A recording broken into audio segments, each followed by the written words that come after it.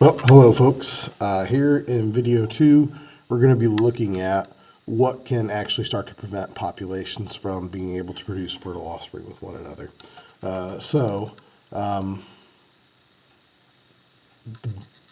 Barriers that prevent new generations from occurring fall into one of two varieties. They're prezygotic barriers and postzygotic barriers to the production of fertile offspring.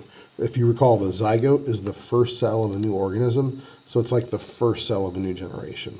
So either something happens to prevent gametes from combining to create that new cell, or after fertilization happens and the zygote is created, and the zygote is created, something goes wrong, and the new organism isn't able to have its own offspring. Because remember, the biological species definition is that you can produce fertile offspring. Not only is there another generation, that generation has the capability of producing the subsequent generation. So let's start first with prezygotic barriers. So again, something's happening to prevent egg and sperm from combining to produce a new organism. So the first type of prezygotic barrier is referred to as habitat isolation or geographic isolation.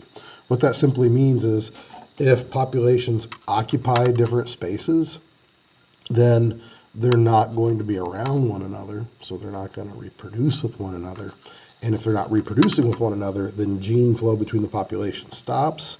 And remember, mutations are going to occur. So over time, the populations are going to mutate and adapt to their different environments in different ways.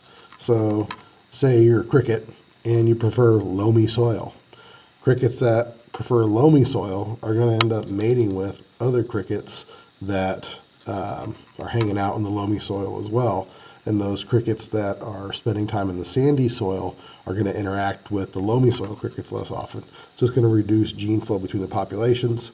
Eventually, they'll accumulate enough differences that they wouldn't reproduce with one another if they had the chance, and they'll start to accumulate more and more of those like phenotypic differences.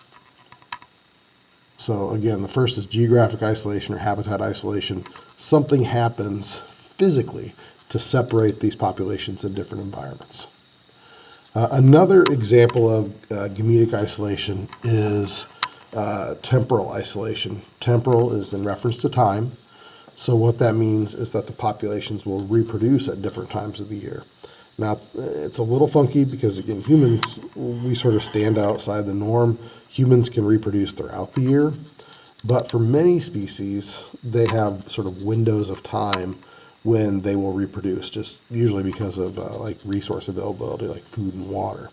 So if populations typically have times of the year in which they are mating, if there's a shift in time to where those populations are mating at different times, well, then that's going to reduce gene flow between those populations. And again, differences can accumulate. So if, say, some insects feed on pollen from certain flowers, and those flowers start to emerge at slightly different times a year, those subpopulations may start to feed on flowers that emerge earlier and flowers that emerge later. And if those flowers continue to blossom at different times of years, then the populations that feed on them are going to emerge at different times of year. And as a result of that, it's going to reduce gene flow between those populations. And again, mutations will accumulate between the populations, and they'll become more and more disparate from one another in terms of their genetics and eventually their morphology or their phenotype. So if there are changes that happen in terms of when populations reproduce, that can reproductively isolate them from one another. Okay, behavioral isolation. For many species, there are sort of mating rituals that occur or certain actions that are undertaken to stimulate reproduction. We'll learn about this in the last unit, Unit 8, when we talk about animal behavior. But there are certain types of behavior that are under genetic control. So those behaviors that are under sort of like strict genetic control, if there are mutations in those genes, well, then that would lead to changes in their sort of reproductive actions, reproductive rituals, and that's going to lead to isolation between those groups.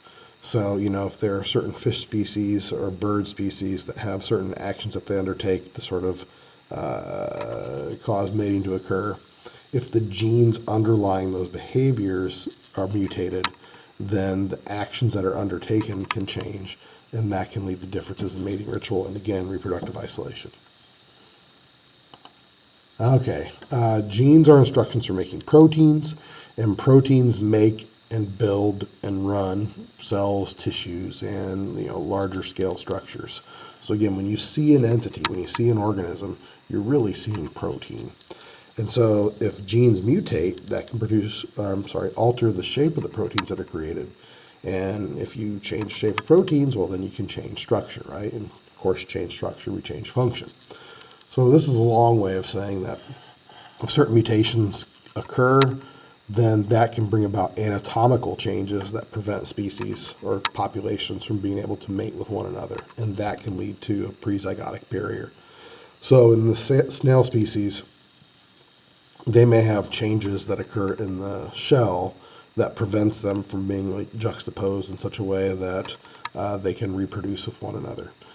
So if mutations happen in DNA, it can change anatomy, and if it changes anatomy in such a way that it sort of limits capacity for reproduction, well, that's a prezygotic barrier, that's reproductive isolation, and that helps lead to speciation.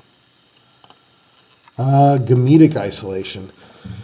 Gametes are sex cells, and they have to find one another and fuse in order to create that zygote, the first cell of the next generation.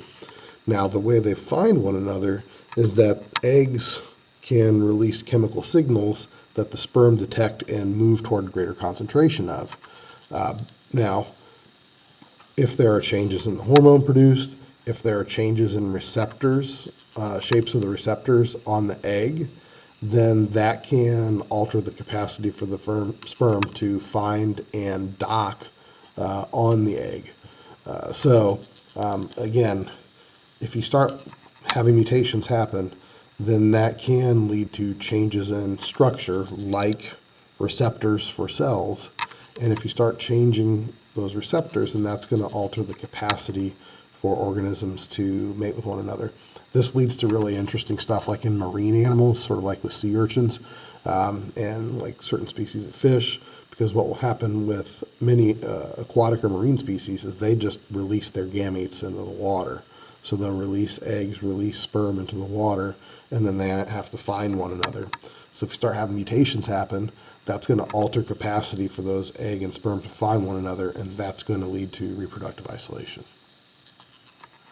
Okay, so those are all prezygotic barriers. Those prevented the ability for egg and sperm to combine. There are circumstances where egg and sperm do combine and you create hybrid offspring. Think of your ligers and tyons. But what can happen is after reproduction has occurred, you produce this fertile offspring. Well, things can happen you produce offspring, hybrid offspring, but they may not be fertile or they may not have the capacity to produce the next generation. So with postzygotic barriers, you have a new organism, but it's sort of a evolutionary dead end. They don't produce another generation. And this can be because of decreased hybrid viability. All that means is when you combine chromosomes from two different populations, the genetics of the new offspring may be such that it doesn't form completely or doesn't form correctly, and it has difficulty surviving to like sexual maturity. So it might just produce sort of a offspring that doesn't do very well, so it's going to be less likely to survive and reproduce. Another thing that can happen is that, and this is what I would say is probably more frequent, is that the hybrid offspring themselves are infertile.